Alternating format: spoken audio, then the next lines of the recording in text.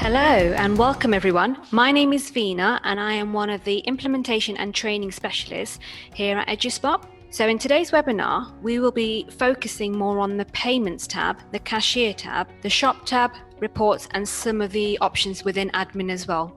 So to start off with, I'm going to show you how to create a payment, and that will be with the Payments tab. So on this tab, there should be an Add button in the bottom right-hand corner. And then you need to select the type of payment it is that you want to create. And all of these payments in this drop-down list, they all work in exactly the same way. Now, these payment types are fixed, so they can't be changed. So if there is something different that you want to set up, for example, if you've got like a football club or a sports club where you're charging for it up front for the term or half term, that can also work in this way, and you would just choose payment type other. But for this webinar today, I'm going to show you how to do a residential. So I'm going to click on residential and then create payment. Now, you should already be able to see your own bank details, top left-hand corner where you have the number 1 in the drop-down facility. If you have got more than one bank account for the payment type residential, then you should be able to select that on the drop-down and select the bank account you want this payment to go to. If you do need to update these details, you can send that across to our support team along with a void check or paying-in slip, and they can update that for you. Now, on the right-hand side of this green bar, you've got online status. So if you switch this payment on, then your parents will see it and they can pay for it online once you have set it all up. But if you do leave it switched off, they can't see it. So the good thing about this is you might have some payments that you already know about, which might be taking place next year. So you can set it all up today, but leave that payment switched off until you're ready to make it online to parents. I'm going to type in the description. This is what your parents are going to see. So anything that's going to be helpful to them, you're going to type it in here. So we're going to go to PGL Kthorpe. Then you have your reference. Now, your parents can't see this reference, but this reference will be helpful to you in the school when you look at your reports. I would advise you to type in the same description. So I'm just going to copy and paste that in there. But also you might want to include the year group that are going on this residential and also the date of it as well. So I'm just going to put 15th of June. Once you've done that, you need to include the total cost per child, and I'm going to say that's £250. And then you also need to choose whether you want to leave this payment as one installment or if you want to split it into multiple installments. And you can have a maximum of 10, but I'm going to go for 2. Once you've chosen your installments, you need to click on installment dates, and this is where you're going to set the due dates for each installment. And you can also change the amounts as well if you want to. So actually I might change this one to yesterday's date so I can show you how to chase them. I'll show you how to change the figure. So all you do is change that amount and then put the difference in there as well. So 200 there, and the two totals should match up here, and then you just click on save. Once you have saved it in the installment dates window, you will also need to save the payment in the bottom right-hand corner. So it is double save, and then click OK when the alert comes up. We are then going to go into the settings option over here, and these are all optional, so they may or may not apply to this residential, but if I tell you what it means, it might apply to something else that you want to set up in the future. So the first option on there is parental consent. If you tick this box, your parents will need to give their consent online when they're paying, and you're going to receive their electronic version of their consent. Now, what I do normally say to schools is, wherever you do require any signatures, medical information, or any other information, I still suggest that you collect that yourselves separately. If you were to select the offline only option, this will mean that your parents can only pay you in the office, they can't pay online. So if you do want them to pay online, you would never choose the offline only option, because if you still do want them to pay you in the office, they can do that if you allow them to do that. The next option after that is limit places. This will work on a first come first served basis. So all you do is type in the number to limit your places, and then the first 20 people that pay, they'll get a place secured. Okay. Then you've got voluntary. Now, if you do voluntary, this will mean that your parents can either pay the £250 that you're asking for, or just make a voluntary contribution towards that amount. Now, let's just say some of your parents only contribute £1. The system will take it as their full contribution, and the remaining £249 will automatically get written off. So if you do need the money for the trip to go ahead, you don't necessarily need to select it on here if you are already stating that on your letters. But instead of that option, what you can do to give your parents flexibility is do the part pay online option. With this option, again, your parents can pay the full amount, the £250 if they want to. They can pay the installments amount that you've already selected, or they can just chip away at the balance as and when they want to. So let's just say somebody only contributes £1, it will show they've got £249 outstanding, and they can go online again and pay another £49. It will show they've got £200 outstanding. So definitely a good option, especially for residential. So once you've chosen the relevant options, all you do is click on Save and then OK. So that's the main bits done on the payment. What you now need to do is add your children into this payment. So all you then do is click on Manage Students in the bottom left-hand corner. You have got some drop downs above the grey bar where you can filter by children, by the year group, by forms, or even groups that you might have set up yourself. I'm going to go for, even though it's for year 6, I'm going to go for year 7. And then you can add the children in individually or click on the Add All link as well. They should all move across to the right-hand side, and then you just click on Save. And that's it, your payment's all set up. Now, if you do have children that pay different amounts to other children because there might be pupil premium or for any other reasons, there are a couple of different ways that you can change the cost individually for them. I'll tell you both. The first way is the amount next to each person's name, you can just change it in here. So if this person they don't need to pay anything, you can just change it to 0. This person only needs to pay £200, you can just change that to £200. Okay. And because I have chosen 2 installments, this amount will be split into 2 equal amounts. And then you just save it. What I do normally say to schools is, if the school will be subsidising the cost for the child because they're pupil premium, rather than changing it in this field over here, that you would write it off instead. All you would do is click on the child once, click on Manage Payments, and then you should see the information on this screen here, and then a drop down next to each installment. So I'm going to write off some of the money from the second installment. All I do is click on Write Off, choose how much I want to write off. So I'm going to contribute £100 for them, and I put my reason there why I'm doing it. And then when you click on Write Off, click OK, and it will show that it's been partially been paid. So if I close out of that, the total outstanding is now 150. Okay, so they don't need to pay the total amount. I also clicked on parental consent earlier. So when you do select that option, you will get the option to view consent list. So on this screen, this is your parental consent list, and this will show you all the children that are in the payment, if they've paid, and when you receive their consent. Now, if you did want to, what you can do is print this list off with or without medical information as well. The medical information can be added within the admin section of SchoolMoney, which I can show you when we get to the admin section. But we'll just close out of here. The next stage is when you are ready to tell your parents about this particular payment, you're going to notify them with a text or an email or both. So all you do is click on the text email button in the bottom left-hand corner. In the top left-hand corner, you've got the message type. So the first template on there is request payment from parents. But what you can also do is chase or remind those parents that haven't paid you. You can also choose how you want to send that message by message and email, or you can just change that to message only or email only.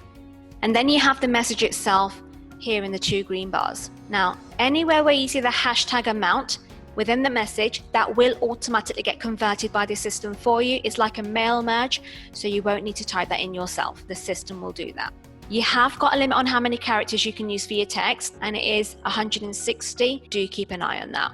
Parents will always get a reminder of the website address that your parents need to go to make that payment, and if they haven't changed their password, they will also get a reminder of their password as well. But they can change their password if they want to, and if they have, they will no longer get a reminder, but you can reset their link if they do forget.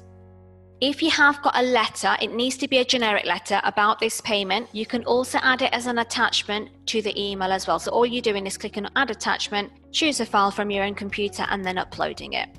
Now, these children on the right-hand side that are highlighted in yellow, that is because they're either missing a phone number, email address. If they're highlighted in red, they're missing both. Okay, so all you would do at this stage is click on send messages.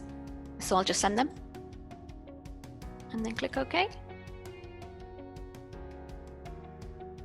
And there you go, you've had your message to say that it's been sent successfully. Now, when you do send your message, this online status over here, the on and off button, that will automatically switch online for you.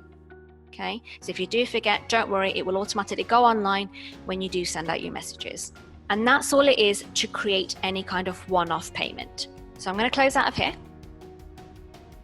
And then you should see a list of all the payments that you have created. And if you did want to, you can filter using this payment type drop down over here to see the different types of payments you've got set up on this screen. Also keep in mind where it's got academic year. So this is obviously for this academic year, but you might have payments from previous academic years. So I would always try and recommend to leave that on all so you can see all the payments that are on the system. If you see that you have actually got some payments that are highlighted in green, now these payments are highlighted in green because they have actually been paid off. So you can just archive them, and it's a good practice to do that because it will keep this screen nice and tidy. Now, if you want to archive individual payments, all you do is click on the payment. So the whole line goes gray, and then you've got action in the bottom left-hand corner, and then you've got archive or unarchive. If you want to archive all of them that are highlighted in green, just click on archive all, click OK, archive 5 payments, and they should all disappear. So definitely a good thing to do. If you do need to bring a payment back, all you do is click on show archive payments. It will show you all the payments that you have already archived. You just click on the one that you want to bring back, and then just click on action and then unarchive. And then it will ask you if you're sure about it. You click OK, and then it will just unarchive it for you. Another good thing is as well, if you want to send a message to your parents from this main screen, you can just click on the actual payment, click on action in the bottom left-hand corner, and then you've got send parents a message, and you can send the message from this screen itself. Okay, but it works the same way. You can also make your payments online or offline from this screen as well. So you, again, highlight the payment and click on set online or offline, and then if it is offline it will switch to online, and if it is online it will switch to offline. Another option you've got is copy payment. This is actually quite a new feature. If you have got a payment that happens quite regularly, maybe termly or yearly, then you can use this feature. So all you do again is highlight the payment, click on copy payment, and it will ask you if you're sure that you want to copy it. You click OK. And all you need to do is change the description. So just take the copy out, and you might just want to change the reference to 2021. Again, you can adjust your dates if you need to. I'm just going to leave it as it is. Add and remove any children if you need to. And then when you save it, that's it, your payment's all set up. Okay, so you don't have to reset up the payments again. It's the same payment and it's just copied it across for you. So definitely a good feature to have. Okay, so that's everything for the Payments tab. I'm going to move on to the Cashier tab now. The Cashier tab is like a till for you in the office. This is where you can manage any cash and check payments that come through the office that you need to record on the system. So all you would do is where it's got type student here is find the child that you're marking the payment against. I'm going to go for Strang, and I'm going to go for Lauren. And on the left-hand side, you should be able to see all of Lauren's outstanding payments. And one of them should be the PGLK thought that we set up earlier.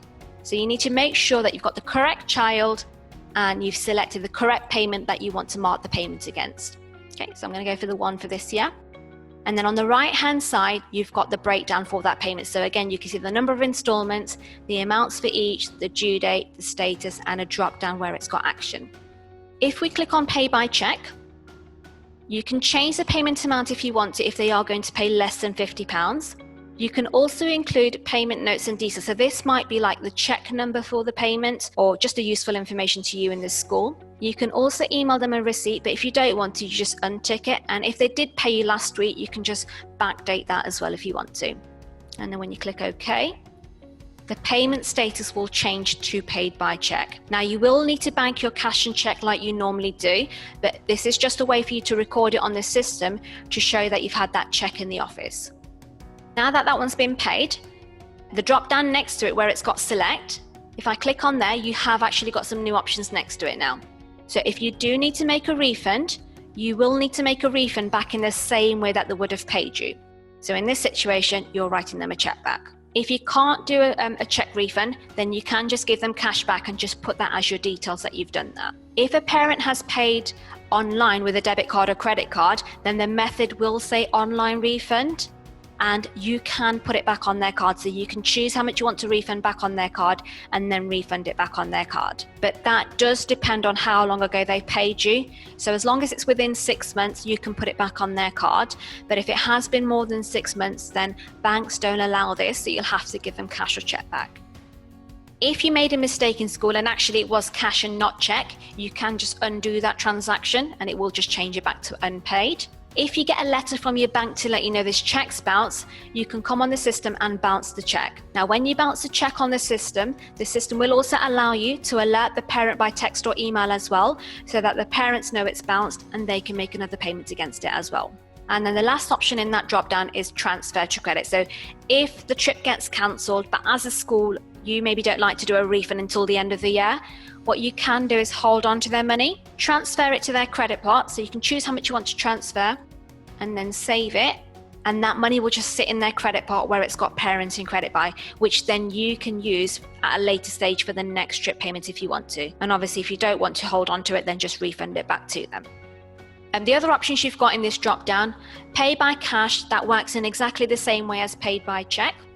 With the vouchers and bank transfer, that has nothing to do with the SchoolMoney account.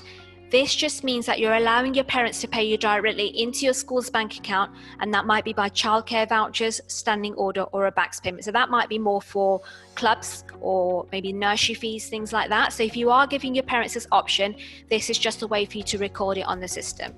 You only need to manage the payments that come to you directly in the office. Anyone that pays online via SchoolMoney with a debit card or credit card, those payments will automatically go against their payments, so you won't need to do anything with those online payments. You've also got the option to click on pay by card. So if parents can't pay online, and if you want to, you can accept card payments in the school. Again, you can change the amount that you're going to put on their card, and then click OK, and it will come up with a pay by card screen. And all you do is add in the cardholder's name, card number, the expiry date, and the last 3 numbers on the back of the card. And then when you click on pay, it should get authorized. Okay, if we come out of that. You can also write off their payments as well through this screen, but it works in exactly the same way as what you saw earlier. So again, you just choose how much you want to write off and put your reason there why you're writing it off. And then finally, in that drop down, you've got pay by credit. So if somebody has got credit available, which this person does, you click on pay by credit, it will show you what the credit's for, and then you can choose whether you want to use it for this payment. So if you look, this person has got credit available against residential, and it has automatically filled in the amount where it's got used credit. Okay, so I can actually use that if I want to. If somebody's got credit available for school trip like this person has, and you wanted to use it for the residential, again, you can do that, but this will depend on how many bank accounts you have. So if you have got one bank account for all of your payments, then you can swap it around if you want to. But if you have multiple bank accounts, then I don't advise it if you don't have access to those accounts, because the money is only moving within the SchoolMoney system. It's not actually physically moving between your accounts. And if you don't move the money around yourself, your accounts won't balance. So if you are unsure about that, please just give us a call before you actually process that. Okay, so I'm just going to put that through and then click OK. Earlier, I showed you this parenting credit buy, so now it's reduced down to £20. I'm going to click on the £20 because this is credit for Lauren. Okay, but what I can do, if I wanted to, is also transfer the credit to her sibling. All I do is highlight the actual credit and then click on transfer credit to sibling. She has got a sibling called Jacob. I can choose how much I want to transfer to Jacob and then click OK. And that's it, credit transfer. But if I didn't transfer that and Lauren was leaving school, I could have also refunded that back to a parent. Okay.